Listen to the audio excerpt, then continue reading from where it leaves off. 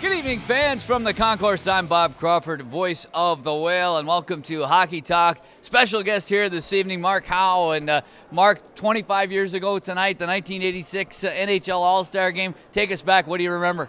My fondest memory was they had the older captains. My dad was one of the captains, and they had to pick a young boy. My oldest son, Travis, got to skate, and I remember one of the classiest moves I ever saw. We were ready to take the team photo.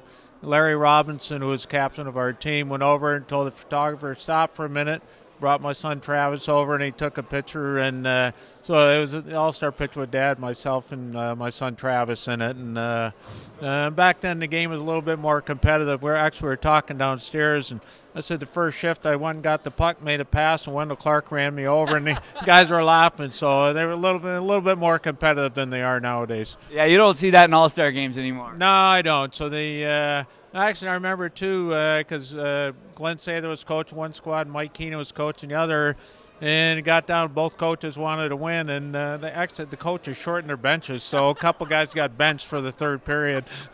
Benched in an all-star game. That's unbelievable. And you go back to you and Dad and brother Marty first coming here to Hartford when it was still in the WHA, and when you come back, you've been here a lot scouting. You're an East Coast guy. Your feelings on what Howard Baldwin's doing here with the new identity and the franchise here in the AHL? Well, I think it's great. I was here last week, and it's the first time I've been here since I saw the new jerseys name change.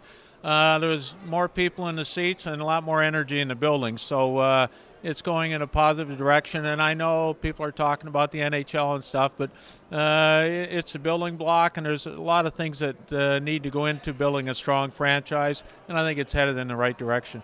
And before we wrap this up, WHA, NHL, what do you remember most fondly about your days in a Whaler uniform? Just you look back.